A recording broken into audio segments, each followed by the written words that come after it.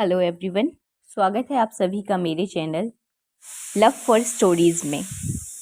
आज हम फिर से पूस की रात कहानी का भाग 2 वहाँ से कंटिन्यू करेंगे जहाँ से हमने छोड़ा था। ठीक है, हमने देखा था कि कैसे हल्कू ठंड में सिकुड़ता हुआ अपने कुत्ते जबरा के साथ वहाँ बैठा हुआ है, कैसे उनका दयनीय भाव आपस में एक दूसरे पर छलक रहा है। तो इसके आगे हम शुरुआत करते हैं। जबरा ने अपने पंजे उसकी घुटनियों में रख दिए और उसके मुंह के पास अपना मुंह ले आया। हल्कू को उसकी गर्म सांस लगी। चिलम पीकर हल्कू फिर लेटा और निश्चय करके लेटा कि चाहे कुछ भी हो जाए, अब कि सो जाऊंगा। पर एक क्षण में ही उसके हृदय में कंपन होने लगा। कभी इस करवट लेटता, कभी उस करवट, पर जाड़ा किसी पिशाच की भांति उसकी छाती को दबाए हुए था। जब किसी तरह से न रहा गया तो उसने जबरा को धीरे धीरे से उठाया और उसके सिर को थपथपाकर उसे अपनी गोदी में सुला लिया।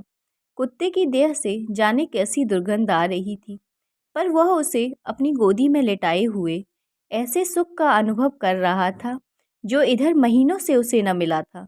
जबरा शायद समझ रहा था कि स्वर्ग यही है, और हल्कू की पवित्र आत्मा में तो उस कुत्ते के प्रति घृणा की गंध तक न थी। अपने किसी अभिन्न मित्र या भाई को भी वह इतनी तत्परता से गले न लगाता। वह अपनी दीनता से आहत न था जिसने आज उसे इस दशा को पहुंचा दिया। नहीं, इस अनोखी मैत्री ने जैसे उसकी आत्मा के सब द्वार खोल दिए थे और उसका एक अणु प्रकाश से चमक रहा था। सहसा जबरा ने किसी जानवर की आहट पाई। इस विशेष आत्मीयता ने उसमें एक नई स्फूर्ति पैदा कर दी जो हवा के ठंडे झोंकों को तुच्छ समझती थी। वह झपट कर उठा और छतरी से बाहर आकर भूंकने लगा। हल्कू ने उसे कई बार चुमकार कर बुलाया, पर वह उसके पास न आया। हार में चारों तरफ दौड़ दौड़ कर भौंकता रहा। एक क्षण में ही आ भी जाता तो तुरंत ही फिर दौड़ता। कर्तव्य उसके हृदय में अरमान की भांति उछल रहा था। 1 घंटा और गुजर गया। रात ने शीत को हवा में धधकना शुरू किया।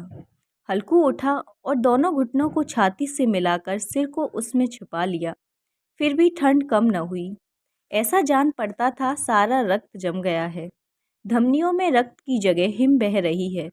उसने झुककर आकाश की ओर देखा। अभी कितनी रात बाकी है? सप्तऋषि अभी आकाश में आधे भी नहीं चढ़े। ऊपर आ जाएंगे तब कहीं सवेरा होगा। अभी पहर से ऊपर रात है। हल्कू के खेत से कोई एक गोली के टप्पे पर आमों का एक बाग था। पतझड़ शुरू हो गई। बाग में पत्तियों का ढेर लगा हुआ था। हल्कू ने सोचा, चलकर पत्तियां बटोरूं और उन्हें जलाकर खूब तापूं। रात को मुझे कोई पत्तियां बटोरते देखे तो समझे कोई भूत है, कोई जाने जानवर ही छुपा बैठा है।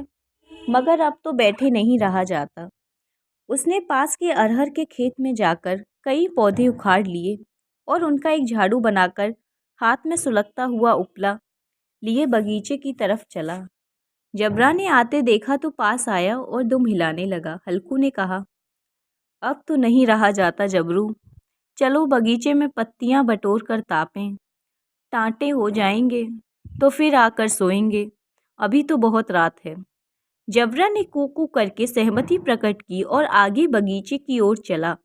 बगीचे में खूब अंधेरा छाया हुआ था और अंधकार में निर्दयी पवन पत्तियों को कुचलते हुए चला जाता था। वृक्ष से ओस की बूंदें टप टप नीचे टपक रही थीं। एकाएक एक झोंका मेहंदी के फूलों की खुशबू लिए आया। हल्कू ने कहा, कैसी अच्छी महक आई है जबरू, तुम्हारी नाक में कुछ सुगंध आ रही है। जबरा को कहीं जमीन पर एक हड्डी पड़ी मिल गई थी। उसे चिचोड़ रहा था।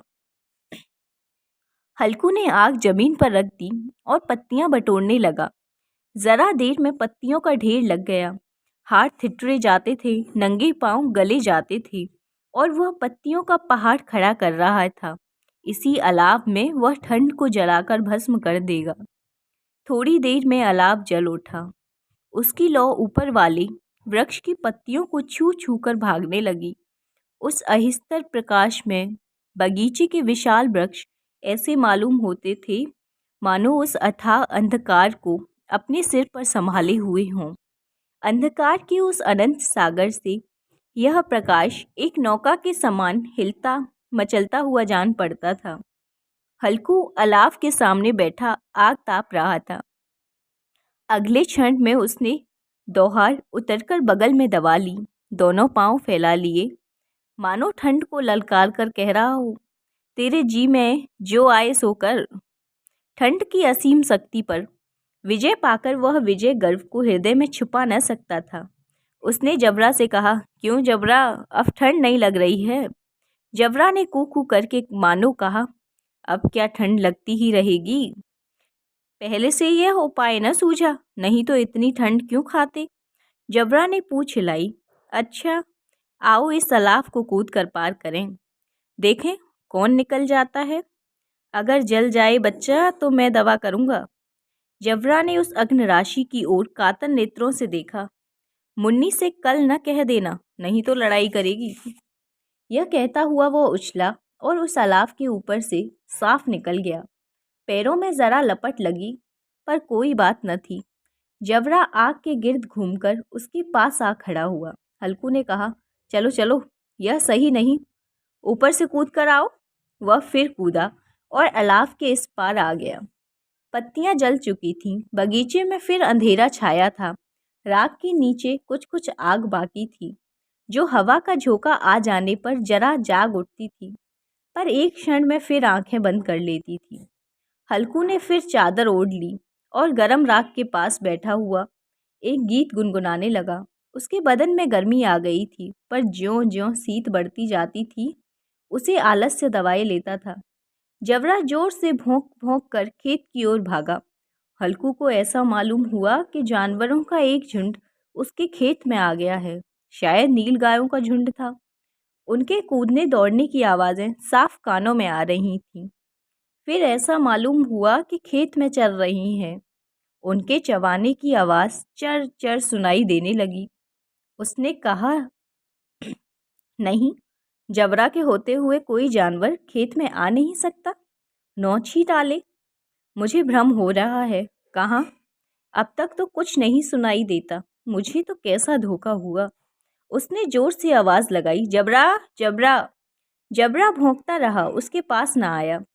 फिर खेत के चरे जाने की आहट मिली। अब वह अपने को धोखा न दे सका।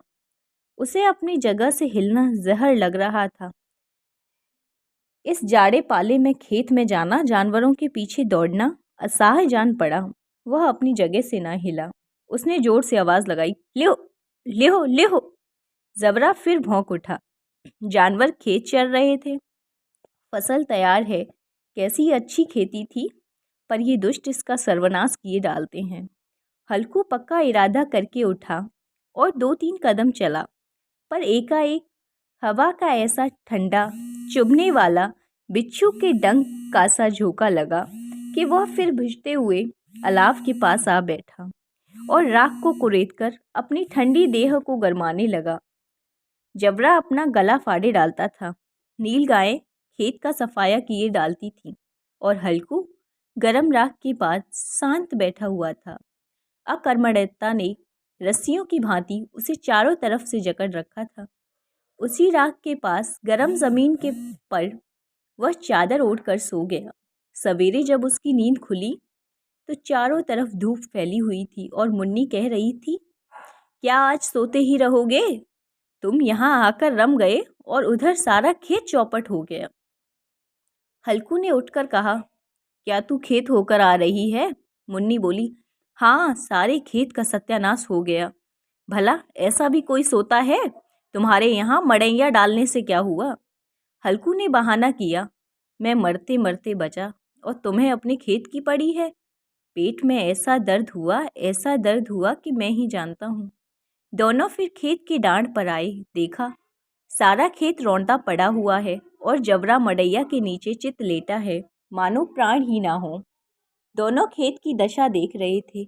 मुन्नी के मुख पर उदासी छाई थी, पर हल्कू प्रसन्न था। मुन्नी ने चिंतित होकर कहा, अब मजूरी करके माल गुजारी करनी पड़ेगी। हल्कू ने प्रसन्न मुख से कहा, रात को ठंड में यहाँ सोना तो ना पड़ेगा। धन्यवाद।